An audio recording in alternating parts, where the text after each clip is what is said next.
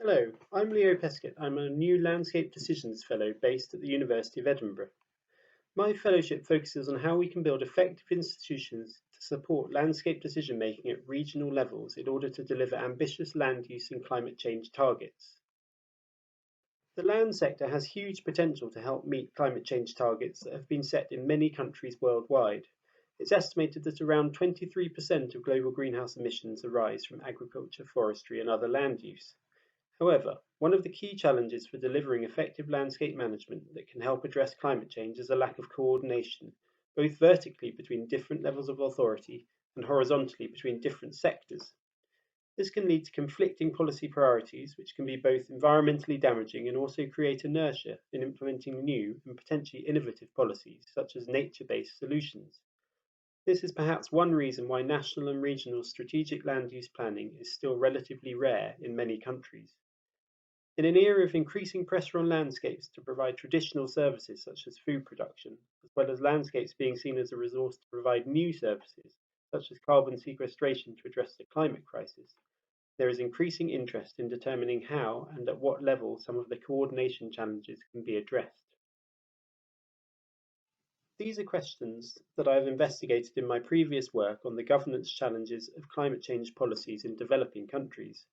As a research fellow at the Overseas Development Institute, I worked essentially as a research translator with international organisations and governments, helping to bridge international, national, and local debates about new policy approaches to reducing emissions in the land sector. The aim was to help inform how these systems might work in practice. I've just completed a PhD at the University of Edinburgh on the science of natural flood management in Scotland. Whilst this is much closer to home, it's a policy area that has many similarities, with significant global interest and a dependence on successful coordination across whole landscapes. Personally, the fellowship is a really exciting opportunity for me to bring some of this thinking and experience together and apply it to a really important landscape decision making process that may have significant implications for Scotland's future landscapes. One approach to addressing some of the challenges I've outlined is to create new institutions that have a remit and the power to develop, in a participatory way, new strategic land use planning processes at regional level. This is an approach that Scotland is pioneering as part of the National Land Use Strategy, which is part of the Climate Change Act Scotland. The strategy has identified strategic regional land use planning as a key priority for delivering Scotland's ambitious climate change targets, and it is committed to the establishment of regional land use partnerships across Scotland from 2021. The Commission process will report shortly on the high-level findings on the remit of these partnerships, but beyond that, there is little concrete understanding of their scope. During my fellowship, I'll work closely with the Scottish Land Commission, which is leading the Commission process and working with a wide variety of stakeholders and interest groups. The aim of the fellowship is to support the transition from what are currently relatively high-level commitments and statements into the implementation of partnerships on the ground. I want to help bring in relevant landscape decision-making science to this process to inform the approaches used and to help make it more evidence-based.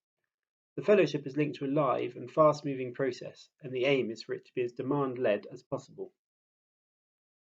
There are two main phases to the process of delivering the partnerships, and I will link my work to these phases as shown in this flowchart. The first phase surrounds the establishment of partnerships themselves. The second phase is more focused on the approaches partnerships use to facilitate decision making and create a plan for how land is used. In phase one, I work closely with both national institutions such as the Land Commission and institutions that may lead partnerships to help clarify some of the questions about how these new institutions work in practice. It is likely that existing institutions, such as local authorities, will lead partnerships in some areas given their greater democratic accountability. However, there are many potential governance models that could be used, and my initial scoping work highlighted important questions about coordination with existing policies and remits, such as planning reform. By working closely with some of the actors who have already started to think about the form and function of partnerships, as well as those who will implement the partnerships, I'll help to work through some of these issues. I'll also aim to share learning with national, regional and local organisations through the production of research translation products, such as policy briefs. The second phase will involve more direct collaboration with some of the early adopter partnerships. It's likely that the partnerships will develop at different rates across Scotland and with different institutional models. Currently, it's envisaged that the partnerships will develop a regional land use framework which will essentially set out a strategic spatial plan for the region. Landscape decisions research can help inform potential approaches to how these plans are developed and implemented. By working with a small group of early adopter partnerships, I'll aim to support them through activities built into their internal processes and also help share best practice with emerging later adopters. Throughout this process, I'll draw on research that has been conducted by various institutions as part of the commission process and also the existing academic literature.